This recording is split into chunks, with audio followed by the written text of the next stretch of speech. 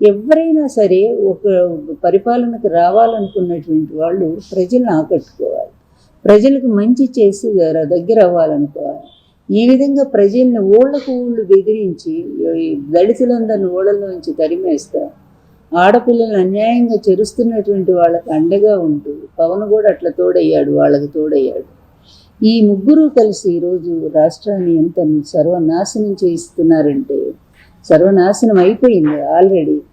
ఎక్కడికో పోవాల్సినటువంటి ఆంధ్రప్రదేశ్ ఎంత పెద్ద పెద్ద పరిశ్రమలు వచ్చినాయో అవన్నీ ఇప్పుడు ఎక్కడున్నాయో కూడా అడ్రస్ లేకుండా కేవలం ఒక ఎవరో కోసం పెద్ద పెద్ద పారిశ్రామికవేత్తలను కూడా తరిమేసే పరిస్థితి ఈరోజు ఆ బాంబే నటి ఎవరు ఆమె కోసం అటువంటి జిందాల్ సంస్థనే తరిమేసినటువంటి ఘనత ఒక చంద్రబాబుకే దక్కుతుంది.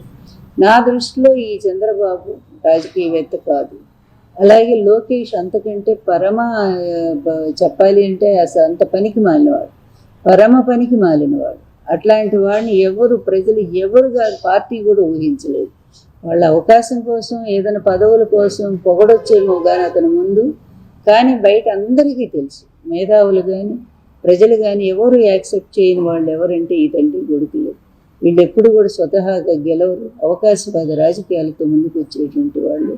అందువలన జగన్ను తిట్టడానికి మహానాడే అవసరం లేదు. మహానాడులో ఎన్టీఆర్ ఆశయాన్ని చెప్పలేనటువంటి మీరు, ఎన్టీఆర్ ఆత్మని తీసుకొచ్చి ఆర్టిఫిషియల్ ఇంటెలిజెన్స్ ద్వారా మాట్లాడించే మీరు ఎంత దిగజారుడు రాజకీయాలు చేశారనేది స్పష్టంగా అర్థమవుతుంది. ఎన్టీఆర్ ఇంప్లిమెంట్ చేసిన ₹2 కిలో బియ్యం, ఎన్టీఆర్ ఇంప్లిమెంట్ చేసినటువంటి సంపూర్ణ మద్యపాన నిషేధం, ఆయన అదేవిధంగా రైతులకు హార్స్ పవర్ ₹50, ఎన్నో పథకాలు ఆయన అమలు చేసి మరి ఇప్పటికి కూడా మంచి పేరు ప్రజల్లో సంపాదించుకున్నారు. అట్లాంటి పథకం ఏ ఒక్కటన్నా చేయగలిగారా?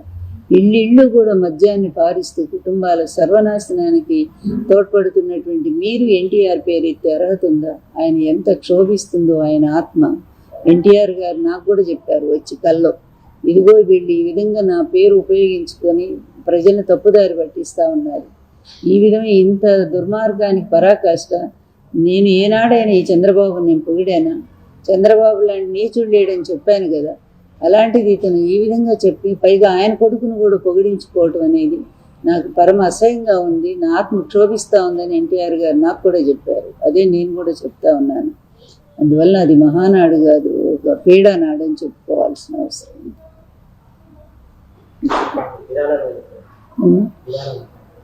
విరాళాలు అనేది అదొక అబద్ధం ఎప్పుడు కూడా, ఇప్పుడు కాదు, అది డాక్టర్ దగ్గుబాటి వెంకటేశ్వరరావు కూడా చెప్పారు ఇదే మాట.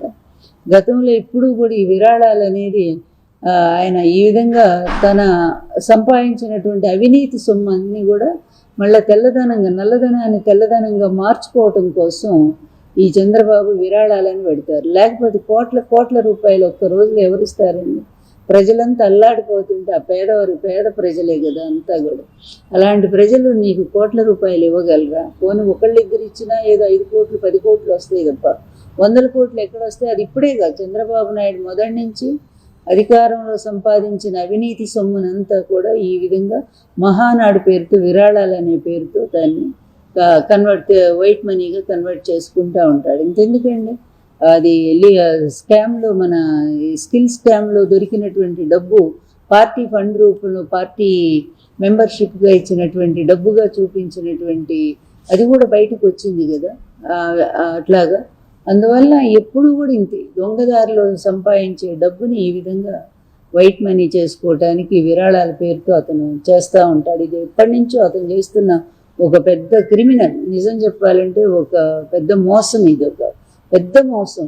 కానీ ఈ మోసాల్ని తెలుసు అందరికీ, కానీ పట్టుకునే వాళ్ళు ఉండరు. ఎందుకంటే వాళ్ళు కూడా వీళ్ళకి దాసోహం అయిపోతున్నారు. సెంట్రల్ ఇంటెలిజెన్స్ లేదా, సెంట్రల్ క్రైమ్ బ్రాంచ్ లేవా, వీళ్ళందరికీ తెలియదా? అతని కేసులు ఎన్ని ఉన్నాయో తెలియదా? ఎందుకు రారు? ఈడీ ఎందుకు రాదు? ఎక్కడ ఏం జరుగుతుంది అనేది ఈరోజు ప్రజలందరి ముందు ఉన్నటువంటి సమస్య. అంతేకాదు, ఎన్టీఆర్ పేరుతో ఎన్టీఆర్ చంపింది అతనే, ఎన్టీఆర్ గారు అధికారం లాక్కుంది అతనే, చెప్పులేసి అవమానం చేసింది అతనే.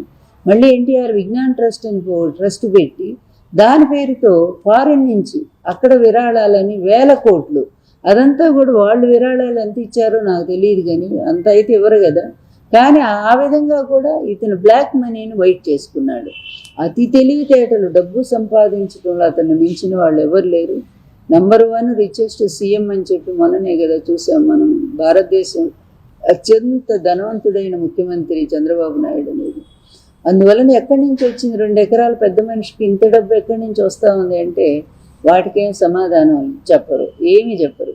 ఆ హెరిటేజ్ ఎప్పుడూ కూడా అది నష్టాల్లోనే నడుస్తూనే ఉంటుంది. అతని అధికారంలో రాగానే దాని షేర్స్ పెరిగిపోతాయి, సడన్గా పెరిగిపోతాయి, దాంట్లో 1000 కోట్లు వచ్చేస్తాయి. ఈ విధంగా ఒక దొంగ వ్యాపారాలు చేస్తూ దొంగతనంగా ప్రజల సొమ్మును లూటీ చేస్తూ ఈ తండ్రి కొడుకులు మరి ఉపన్యాసాలు మాత్రం భారీగా చెప్పుకుంటూ చివరికి ఎన్టీఆర్ పేరుని, ఎన్టీఆర్ ఆత్మను కూడా ఉపయోగించడం అనేది వీళ్ళ ఒక నీచమైన రాజకీయానికి అదొక పరాకాష్ఠ స్థితిగా నేను భావిస్తున్నాను. అది చాలా తీవ్రంగా ఖండిస్తున్నాను నేను. ఎందుకంటే ఎన్టీఆర్ గారు మరోసారి మీరు వెన్నుపోటు పొడుస్తున్నారు ఈ విధంగా. ఎన్టీఆర్ గారు ఉంటే నువ్వు ఎప్పుడో జైలుకు పోయేవాడు, ఆ సంగతి అందరికీ తెలుసు. ఆయన స్వయంగా చెప్పిన మాట నేను చెప్తున్నాను నేను. అందువల్ల అట్లాంటిది ఆయన ఈ విధంగా మీరు ఉపయోగించినంత మాత్రాన ప్రజలు నమ్ముతారు అనుకుంటే అదొక మీ వెర్రితనం, అంతే, మీ మూర్ఖత్వం.